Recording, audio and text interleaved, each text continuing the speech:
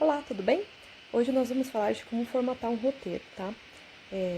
Então, se você já fez seu argumento, já abriu sua escaleta, tá? Agora é a hora de escrever o roteiro. A gente já falou um pouquinho como é que se escreve um roteiro e agora a gente vai tratar um pouco da formatação. É importante, se você ainda não passou o seu argumento para ninguém ler, passe, tá? Passa para alguém ler, para dar uma opinião, tá? É legal que você tenha opiniões, é legal passar para outra pessoa ler, para que essa pessoa possa ver se a história tá bacana, se não tem nenhum furo, que às vezes a gente não percebe e outra pessoa percebe, tá bom? Então, se você ainda não passou para ninguém ler, passe antes de começar a escrever o roteiro, tá bom?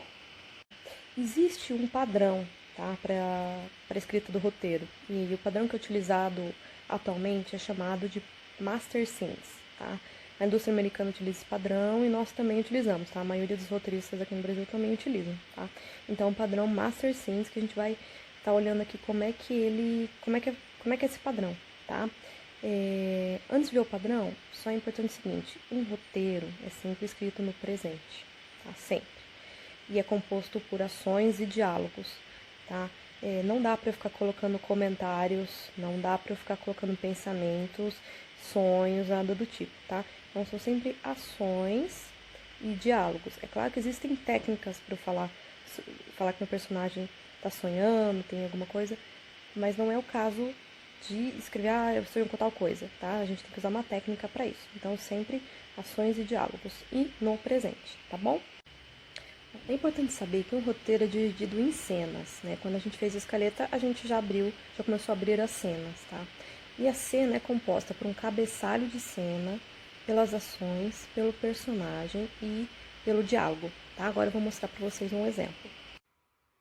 Esse aqui é um exemplo de roteiro, tá? É aquele mesmo roteiro que eu li, eu acho que foi lá no vídeo 2, para mostrar a diferença entre um texto literário e um roteiro, tá? Eu tô pegando aqui só pra gente ver os elementos que compõem a página de do roteiro, tá? Primeiro, a gente tem ali em cima o que a gente chama de cabeçalho de cena, tá? Nesse cabeçalho de cena, a gente vai tem 3 informações. A primeira delas, a gente vai dizer se a cena se passa no interior ou no exterior, tá? Dentro ou fora, tá? Dentro de uma casa ou fora, num campo, tá? A gente vai dizer o local onde que se passa, aqui no caso é o quarto de Luísa, e a gente vai dizer se é dia ou noite, tá? Amanhecer, entardecer, tá? Então, essas são as informações do cabeçalho de cena.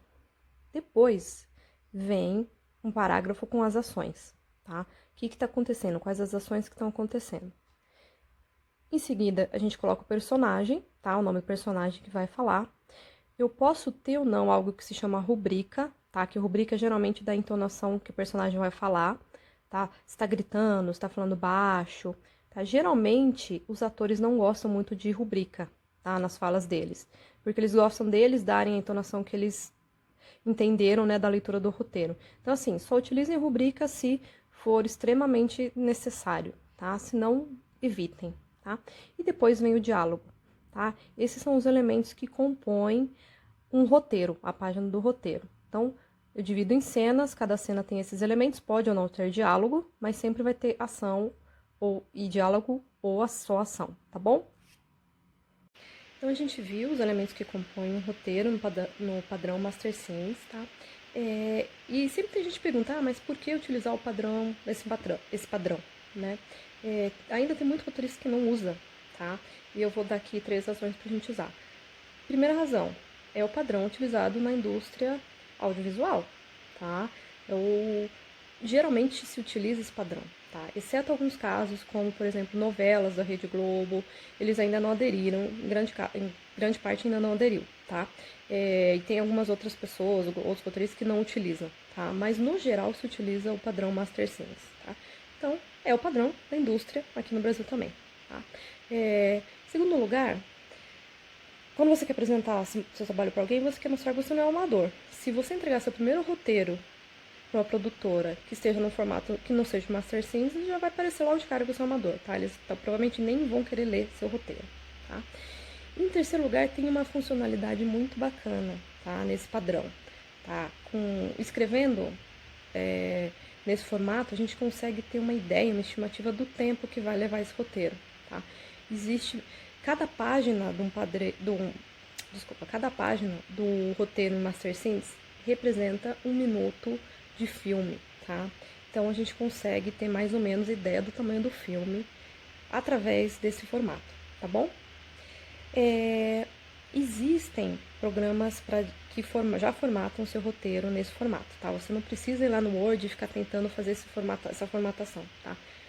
Eu conheço, tem muita gente ainda que faz isso, tá? Gosta de escrever no Word, aí fica formatando depois, mas já existem programas para isso, tá? Então, eu indico para vocês utilizem os programas de roteiro, tá? Não perca tempo formatando um roteiro se já existe um programa que faz isso. Ah, mas eu só dizer, tem muita gente que fala, mas os programas de roteiro são pagos. A maioria sim, nem todos, tá? Existem alguns programas que você encontra na internet que não são pagos, tá? Tem o Celtics, que é bastante utilizado, e tem o Writer Do It, tem uma versão que não é paga, então dá para ser utilizado, tá bom? Então utilizem os programas, tá? Não percam tempo formatando um roteiro no Word, tá bom? Por hoje é só, tá? Se vocês tiverem dúvidas, me mandem e até o próximo vídeo, tá bom?